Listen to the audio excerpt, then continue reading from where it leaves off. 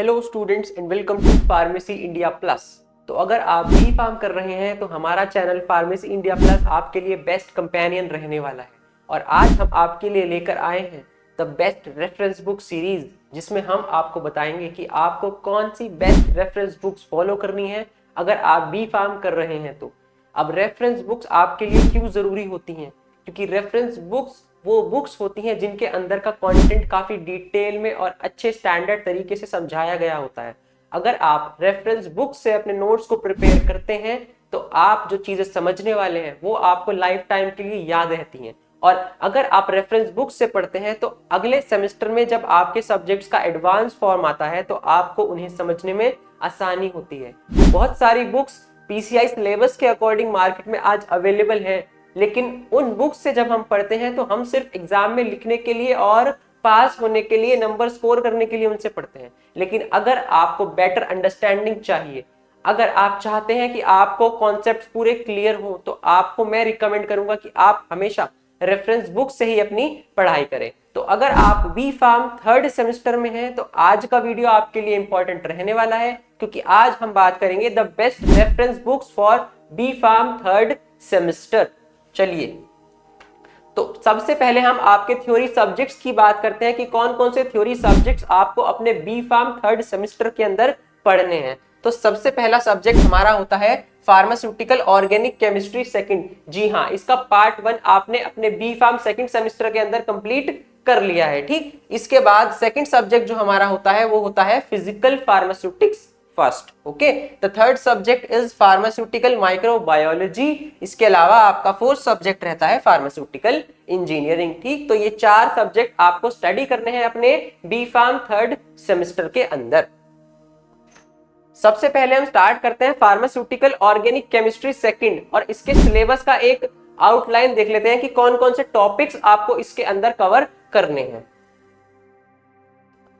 तो जैसा कि आप जानते हैं कि आपके हर सब्जेक्ट के अंदर 5 यूनिट्स रहती हैं। उन 5 यूनिट से क्या करना होता है, आपको अपना पूरा सिलेबस कंप्लीट करना होता है इंडिविजुअल सब्जेक्ट का। ठीक, तो फार्मास्यूटिकल ऑर्गेनिक केमिस्ट्री सेकंड के अंदर सबसे पहला यूनिट 1 में जो आपको पढ़ना है बेंजीन और उसके डेरिवेटिव्स के बारे में पढ़ना है। ठीक, कि बेंजीन रिंग क्या होती है और उससे ही डिराइव्ड स्ट्रक्चर्स के बारे में आपको इसके अंदर पढ़ाई करनी है। इसके अलावा यूनिट सेकंड जो है वो आपकी फिनॉल्स, एरोमेटिक अमीन्स और एरोमेटिक एसिड्स के बारे में है। ठीक, यूनिट थर्ड के अंदर हम फैट्स एंड ऑयल्स के बारे में पढ़ते हैं कि लिपिड्स क्या होते हैं, उनकी कौन कौन सी रिएक्शंस होती हैं, कौन कौन से आइडेंटिफिकेशन टेस्ट हमें लिपिड्स के करने हैं यूनिट थर्ड में। इसके अलावा आप कुछ एनालिटिकल कांस्टेंट जैसे कि एस्टर वैल्यू क्या होती है, सपोनिफिकेशन वैल्यू क्या होती है, एसिड वैल्यू क्या होती है, ये काफी इंपॉर्टेंट टॉपिक्स हैं जो आपको यूनिट थर्ड के अंदर स्टडी करने हैं। इसके अलावा यूनिट 4 के अंदर आपको पॉली न्यूक्लियर हाइड्रोकार्बन्स के बारे में पढ़ना है,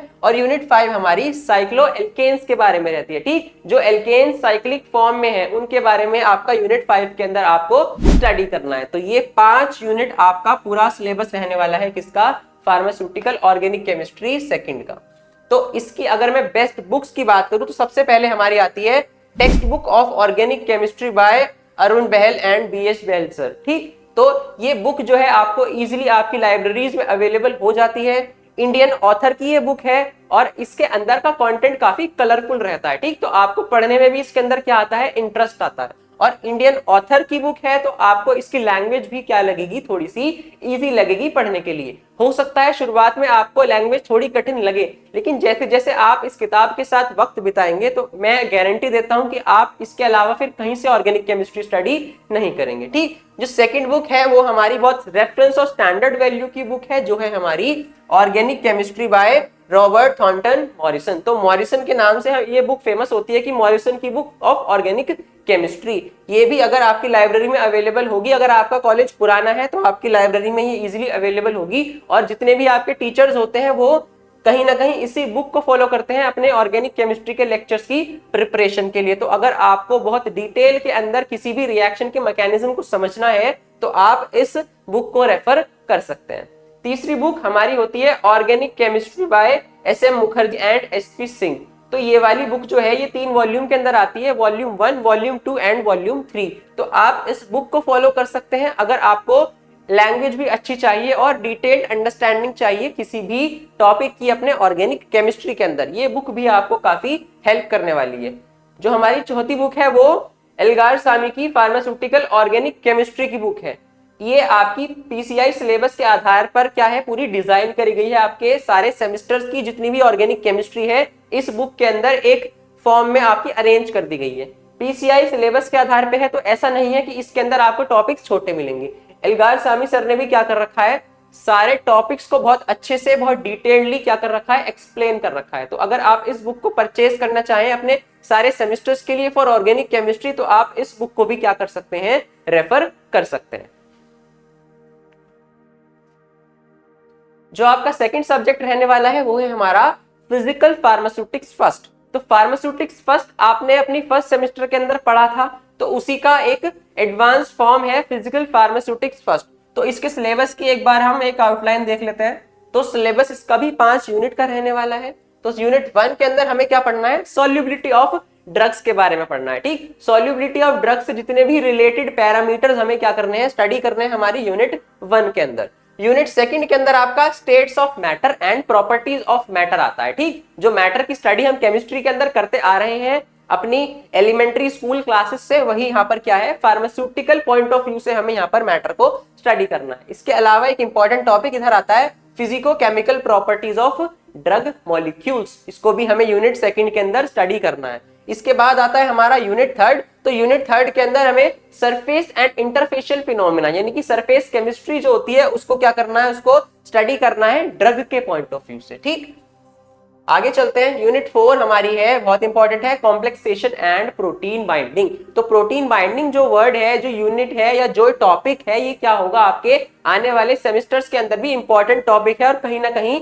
हर सब्जेक्ट के अंदर इसको इंक्लूड किया जाता है। तो प्रोटीन बाइंडिंग और कॉम्प्लेक्सेशन की क्या इंपॉर्टेंस है वो आप यूनिट 4 के अंदर पढ़ने वाले हैं। यूनिट 5 के अंदर आप pH buffers and isotonic solutions के बारे में पढ़ेंगे। आपने इसको अपने सेमेस्टर 1 के फार्मास्यूटिकल इनऑर्गेनिक केमिस्ट्री के अंदर भी पढ़ा है, यहाँ इसको और डिटेल के अंदर क्या है आप पढ़ने वाले हैं। तो ये आपका सिलेबस था फिजिकल फार्मास्यूटिक्स फर्स्ट के लिए। तो इसकी जो बुक्स है, सबसे पहली जो हमारी बुक होती है text book of physical pharmaceutics by CVS Subramanyam sir. ठीक, तो ये जो बुक है ये आपको इजीली हर कॉलेज की लाइब्रेरी में क्या हो जाती है, अवेलेबल हो जाती है। और सबसे अच्छी बात है कि इसकी लैंग्वेज जो है वो काफी अंडरस्टैंडिंग लेवल पर, बेसिक लेवल पर समझाया गया है सारी चीजों को। तो अगर आपके कॉलेज में ये बुक अवेलेबल है तो मैं रिकमेंड करूंगा कि आप फिजिकल फार्मास्यूटिक्स इसी बुक से पढ़ सकते हैं। ये बुक सेल्फ एक्सप्लेनेटरी है, सेल्फ सफिशिएंट है। इसके अलावा आपको कोई बुक रेफर करने की फिर जरूरत नहीं पड़ेगी, अपनी नोट मेकिंग के लिए हो चाहे आपके कॉन्सेप्ट्स की अंडरस्टैंडिंग के लिए हो। दूसरी बुक हमारी आती है मार्टिन्स की physical pharmacy and pharmaceutical sciences. तो मार्टिन क्या है, मार्टिन एक बहुत स्टैंडर्ड लेवल की बुक होती है जो हमारे फार्मेसी के अंदर फॉलो करी जाती है। ठीक, इसकी जो जितनी भी बुक्स हैं आगे जो फिजिकल फार्मास्यूटिक्स की बुक है वो मार्टिन्स के कंटेंट से ही क्या करी गई है, डिराइव करी गई है। तो आपको वाकई में कुछ बहुत डिटेल के अंदर अगर समझना है तो आप मार्टिन की इस बुक से भी पढ़ सकते हैं अपने फिजिकल फार्मास्यूटिक्स के कॉन्सेप्ट्स को। नेक्स्ट आती है हमारी tutorial pharmacy by Cooper and Gunn's. तो ये बुक जो है इसके अंदर आपको आपके फिजिकल फार्मास्यूटिक्स के कॉन्सेप्ट भी और इसके अलावा आपको आपके फार्मास्यूटिकल इंजीनियरिंग के कॉन्सेप्ट, ये बुक आपको दोनों तरीके से क्या करने वाली है, इंजीनियरिंग के सब्जेक्ट में भी और आपका फिजिकल फार्मास्यूटिक्स में भी हेल्प करने वाली है। तो अगर आपको ये बुक मिल जाती है तो आप इससे भी क्या कर सकते हैं, अपनी प्रिपरेशन कर सकते हैं। नेक्स्ट आती है हमारी physical pharmaceutics bye Gaurav Kumar Jain. तो ये बुक जो है ये काफी अच्छी बुक है। इसके अंदर क्या है, ये इंडियन ऑथर्स ने लिखी है, तो इसके अंदर आपको सारा जो मैटर है वो एक ऐसी लैंग्वेज में मिल जाता है जिसको आप आसानी से समझ सकें। तो अगर आप ये बुक अगर आपके पास अवेलेबल है तो आप इस बुक को भी रेफर कर सकते हो फॉर योर फिजिकल फार्मास्यूटिक्स। चलिए नेक्स्ट सब्जेक्ट की तरफ चलते हैं। नेक्स्ट सब्जेक्ट आता है हमारा फार्मास्यूटिकल माइक्रोबायोलॉजी। तो माइक्रोबायोलॉजी ऐसा सब्जेक्ट है जो लाइफ साइंस के सारे कोर्स के अंदर आपको अवेलेबल मिलेगा। ठीक, सारे कोर्स के अंदर इसको इंक्लूड करा जाता है। क्यों? क्योंकि इसके अंदर हम माइक्रोब्स की स्टडी करते हैं। ठीक, तो माइक्रोबायोलॉजी की जो है इसकी भी हमारी 5 यूनिट्स रहने वाली हैं। यूनिट 1 के अंदर हम मेनली इसकी हिस्ट्री देखेंगे, ब्रांचेस देखेंगे और स्कोप देखेंगे कि क्या क्या चीजें इंक्लूड है माइक्रोबायोलॉजी के अंदर। इसके अलावा इसके अंदर हम प्रोकैरियोट्स और यूकैरियोट्स की स्टडी करेंगे कि प्रोकैरियोट और यूकैरियोटिक सेल कैसा होता है, क्या डिफरेंस होते हैं इनके अंदर। ठीक, इसके बारे में हमें समझना है। यूनिट 2 जो है, यूनिट 2 हमारा मेनली बैक्टीरिया की स्टेनिंग के बारे में है कि हम कैसे आइडेंटिफाई करेंगे किसी स्लाइड पर बैक्टीरिया अवेलेबल है भी या नहीं, किसी कल्चर मीडियम में बैक्टीरिया है या नहीं, तो उनकी स्टडी करनी है। ठीक, इसके अलावा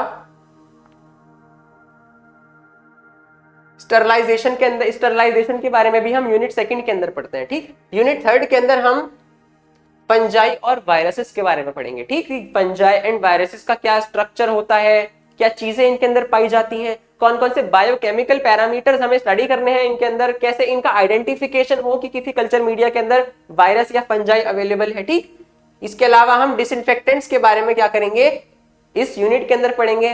बैक्टीरियोस्टैटिक और बैक्टीरियोसाइडल का इवैल्यूएशन कैसे करना है वो हम इसके अंदर देखेंगे। ठीक, यूनिट 4 के अंदर हम aseptic area, laminar air flow, इन चीजों के बारे में क्या करेंगे, स्टडी करेंगे। ठीक, इसके अलावा न्यू एंटीबायोटिक के असेसमेंट को कैसे करते हैं वो हम यूनिट 4 के अंदर पढ़ेंगे। ठीक, यूनिट 5 के अंदर हम स्पॉइलेज के बारे में पढ़ेंगे, कौन कौन से फैक्टर हैं जो माइक्रोबियल स्पॉइलेज करते हैं। ठीक, इसके अलावा माइक्रोबियल कंटेमिनेंट्स कहां कहां से आ सकते हैं मेरे कल्चर मीडिया के अंदर, उसको हम स्टडी करेंगे। ठीक, preservation of pharmaceutical products using antimicrobial agents, यानी कि एंटीमाइक्रोबियल एजेंट्स का इस्तेमाल करके हम कैसे प्रिजर्व रख सकते हैं अपने फार्मास्यूटिकल प्रोडक्ट्स को, इसके बारे में भी हम इस यूनिट के अंदर स्टडी करेंगे। और सेल कल्चर, सेल कल्चर क्या है, उसकी क्या क्या एप्लीकेशन है, यानी कि बहुत इंपॉर्टेंट टॉपिक है, इसके बारे में भी क्या करेंगे हम यूनिट 5 के अंदर स्टडी करेंगे। चलिए इसकी बुक्स देखते हैं, कौन कौन सी बुक्स हमें इसके लिए पढ़नी है।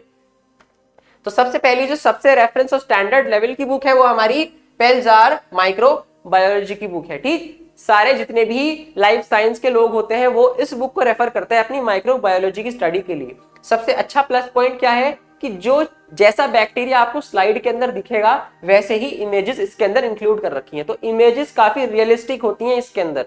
ठीक, इसके बाद जो आपकी सेकंड बुक आती है वो है टेक्स्ट बुक ऑफ माइक्रोबायोलॉजी, जो अनंथा नारायण सर की है। ठीक, अनंथा नारायण की जो ये टेक्स्ट बुक ऑफ माइक्रोबायोलॉजी है ये भी काफी अच्छी लेवल की बुक है। अगर आप माइक्रोबायोलॉजी के कॉन्सेप्ट्स को डिटेल में समझना चाहते हैं तो आप इस बुक को भी क्या कर सकते हैं, रेफर कर सकते हैं। नेक्स्ट हमारी बुक आती है ह्यूगो एंड रिजल्स की फार्मास्यूटिकल माइक्रोबायोलॉजी। ठीक, ये बुक जो है, इस बुक के जो डायग्राम्स हैं वो काफी इंटरेस्टिंग है, और अगर आपको प्रिपेयर करने हैं, आपको डायग्राम्स अपने नोट्स के लिए तैयार करने हैं या फिर एग्जाम के लिए आपको डायग्राम्स को समझना है, याद करना है, तो आप इस बुक को रेफर कर सकते हैं। इसके डायग्राम्स जो है इस तरीके से कर रखे हैं कि आपको वो बनाने में भी क्या है, इजी पड़ेंगे। ठीक, अच्छी लेबलिंग के साथ डायग्राम्स को एक्सप्लेन कर रखा है।